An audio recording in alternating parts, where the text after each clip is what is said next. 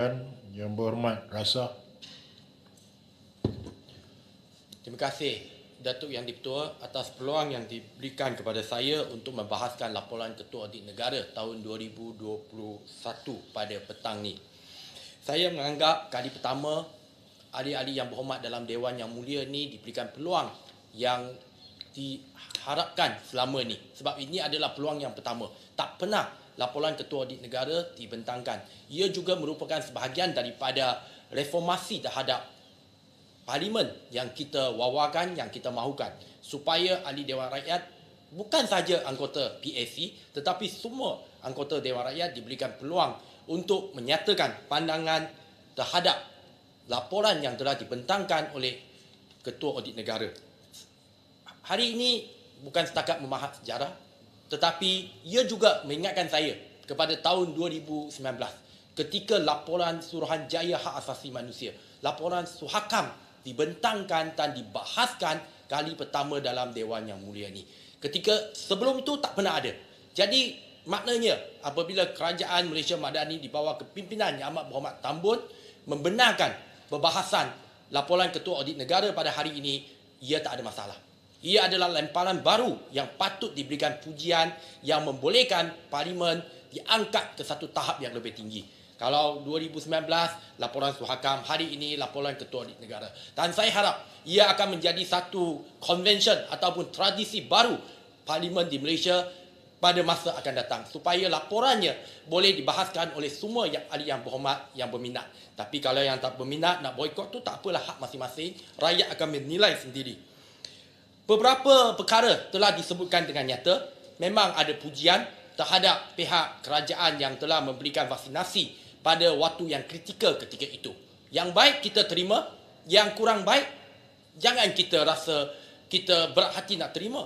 Tetapi kita kena terima dengan berlapang dada dan looking forward untuk memperlihatkan pandang ke hadapan untuk mendapatkan tambah baik yang lebih baik untuk masa akan datang.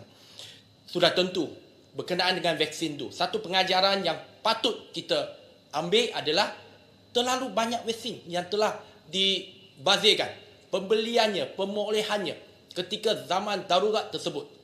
Perlu dikaji semula seandainya ada berlaku apa-apa pandemik akan datang. Ianya satu pengajaran untuk semua pihak. Bukan saja untuk kerajaan, tetapi untuk mereka yang memegang jawatan penting dalam kementerian.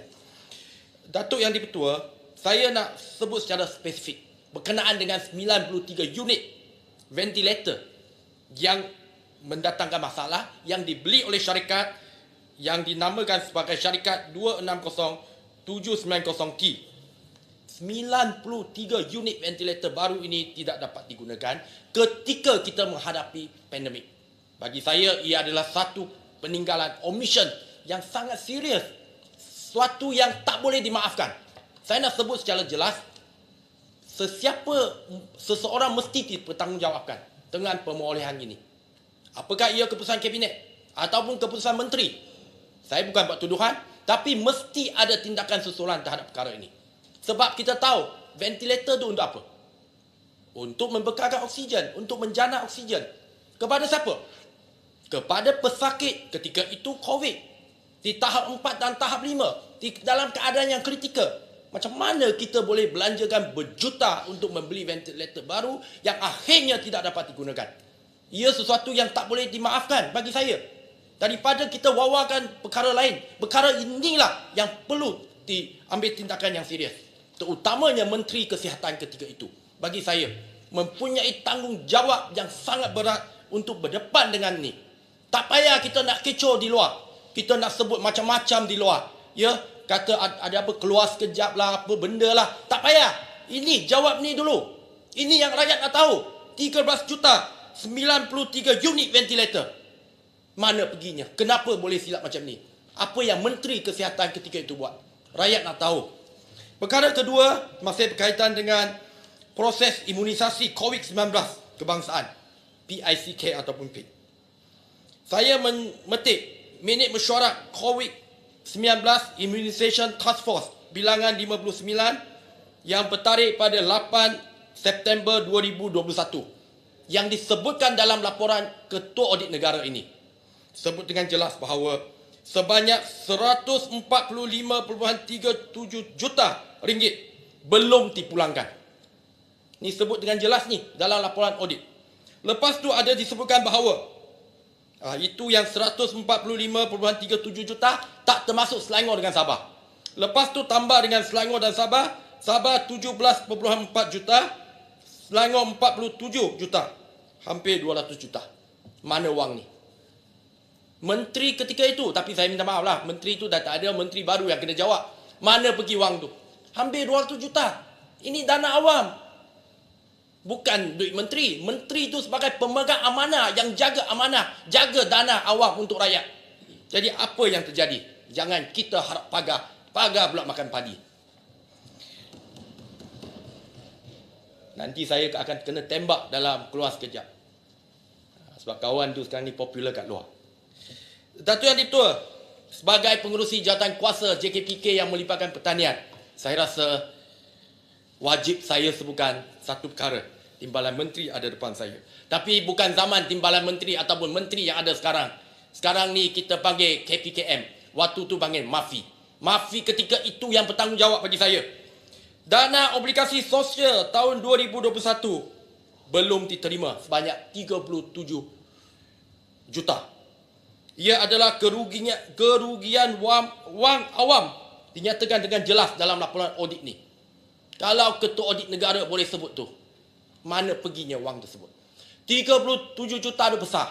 Ia boleh digunakan untuk subsidi kepada pesawat padi. Kalau kita sebutlah, nak bagi subsidi dan sebagainya, tuduh kerajaan Madani hari ini tak bagi subsidi, potong subsidi. Tapi ketika itu, orang yang jadi Menteri Pertanian, apa dia buat? Saya nak tanya, Menteri Pertanian ketika itu kena jawab. Dan terimaan ataupun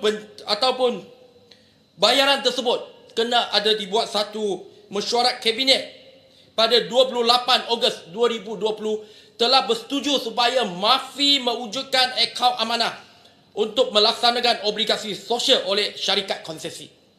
Kita tahu padi ini dengan beras adalah industri yang strategik.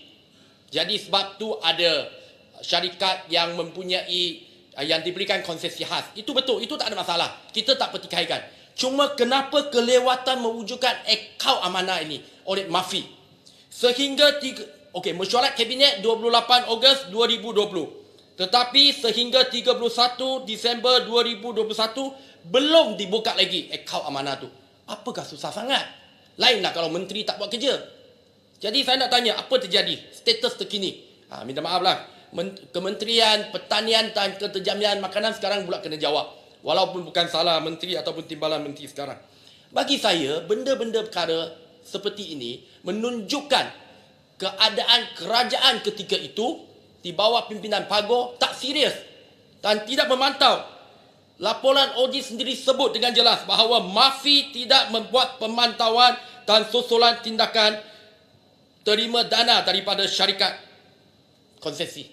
Maknanya MAFI gagal, fail ataupun omission, peninggalan dalam melaksanakan tugasnya. Bagi saya ialah sangat penting dan saya nak sebut secara terbuka bahawa perkara sebegini kita tak boleh benarkan dia berulang. It must be a full stop. Kita kena noktakan peninggalan ataupun kecuaian sebegini untuk mengelakkan daripada pesawat kita terus menghadapi kerugian pada masa akan datang. Dan perkara terakhir yang saya nak sebutkan, Datuk Yang Dipertua pada petang ni adalah berkaitan dengan kementerian yang sama juga. Ada disebutkan bahawa pembekalan dan penggunaan jentera ladang dan mekanisasi pertanian padi hampir 4 juta. Berkenaan dengan jentera. Kita beli jentera baru, rosak, tak boleh digunakan. Kalau benda lama tu tak apalah. Kalau kita beli second hand tu tak apa. Ini benda baru, jentera baru. Tapi jentera baru tak boleh digunakan oleh pesawat. Apa guna kita belanjakan 4 juta? Jadi, siapa yang patut dipertanggungjawabkan? Saya nak tanya Dewan Yang Mulia ni. Kalau kementerian boleh setuju, saya sendiri akan cadangkan dalam JKPK yang saya jadi pengurusi supaya kita siasat, kita merungkai apa yang terjadi ketika itu. Sebab bagi saya ia penting. Walaupun dah lepas ketika itu. Tapi kita nak tahu apa yang terjadi. Dan kita nak pastikan kesilapan sebegini tidak diulangi oleh sesiapa saja. Tak kira siapa jadi kerajaan. Yang penting adalah dana awam kita kena pegang sebagai wang amanah untuk kepentingan dan juga manfaat rakyat Malaysia. Sekian saja. Terima kasih Datuk Yang di-Pertua. Terima kasih Yang Berhormat Rasa.